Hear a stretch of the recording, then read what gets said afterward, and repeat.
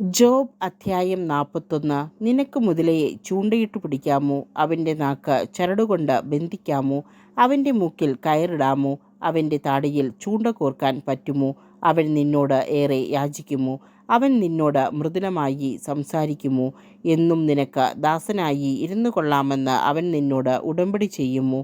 ഒരു പക്ഷിയോടെന്ന പോലെ നീ അവനോട് കളിക്കുമോ? നിന്റെ ബാലികമാർക്ക് വേണ്ടി അവന് തോൽവാറിടുമോ? വ്യാപാരികൾ അവനു വേണ്ടി വില പേശുമോ? അവർ അവനെ കച്ചവടക്കാർക്ക് പകുത്ത് വിൽക്കുമോ? നിനക്ക് അവൻ്റെ തൊലി ചാട്ടുള്ളി കൊണ്ടും അവൻ്റെ തല മുപ്പല്ലി കൊണ്ടും നിറയ്ക്കാമോ? അവനെ ഒരിക്കൽ തൊട്ടാൽ വീണ്ടും തൊടണമെന്ന് നീ ആഗ്രഹിക്കുകയില്ല. ആ യുദ്ധം നിനക്ക് മറക്കാനാവില്ല. അവനെ കാണുന്നവൻ്റെ ധൈര്യം അറ്റുപോകുന്നു. കാണുന്ന മാത്രയിൽ അവൻ നിലം പതിക്കുന്നു. അവനെ ഉണർത്താൻ തക്ക ശൂരനില്ല. പിന്നെ എന്നോട് എതിർത്ത് നിൽക്കാൻ ആരുണ്ടാകും? ഞാൻ മടക്കി കൊടുക്കേണ്ടതിന് ആരെങ്കിലും എനിക്ക് മുൻകൂട്ടി തന്നിട്ടുണ്ടോ? ആകാശത്തിൻ കീഴുള്ളതൊക്കെയും എൻ്റേതാണ്. അവൻ്റെ അവയവങ്ങളെയും അവൻ്റെ മഹാശക്തിയെയും ഭംഗിയുള്ള രൂപത്തെയും സംബന്ധിച്ച് ഞാൻ മൗനം അവലംബിക്കുകയില്ല. അവൻ്റെ പുറംചട്ട ഉരിയാൻ ആർക്ക് സാധിക്കും? അവൻ്റെ ഇരട്ടക്കവചം തുളയ്ക്കാൻ ആർക്ക് കഴിയും? അവൻ്റെ മുഖകവാടം ആര് തുറക്കും? അവൻ്റെ പല്ലിനു ചുറ്റും ഭീകരതയാണ്. അവൻ്റെ പുറം പരിചനിര കൊണ്ട് പൊതിഞ്ഞിരിക്കുന്നു. അത് മുറുക്കിയടച്ച് മുദ്ര വച്ചിരിക്കുന്നു. വായു കടക്കാത്ത വിധം അവ ഒന്നോടൊന്ന് ചേർന്നിരിക്കുന്നു. വേർപെടുത്താൻ പാടില്ലാത്ത വിധം അവ ഒന്നോടൊന്ന് ചേർന്നിരിക്കുന്നു. അവ യോജിച്ചിരിക്കുന്നു. അവൻ തുമ്മുമ്പോൾ പ്രകാശം ചിതറുന്നു.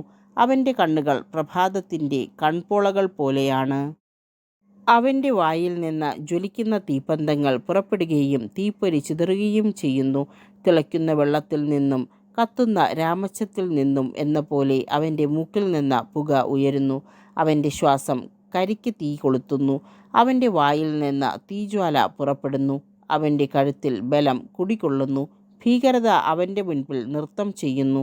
അവൻ്റെ മാംസപാളികൾ തമ്മിൽ പറ്റിച്ചേർന്നിരിക്കുന്നു.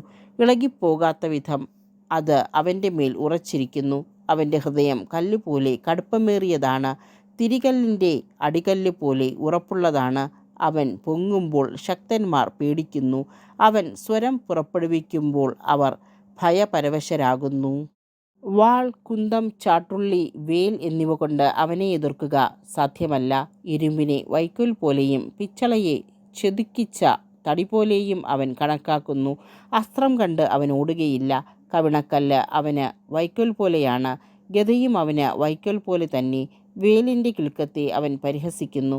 അവൻ്റെ അധോഭാഗം മൂർച്ചയുള്ള ഓട്ടുകഷ്ണം പോലെയാണ്.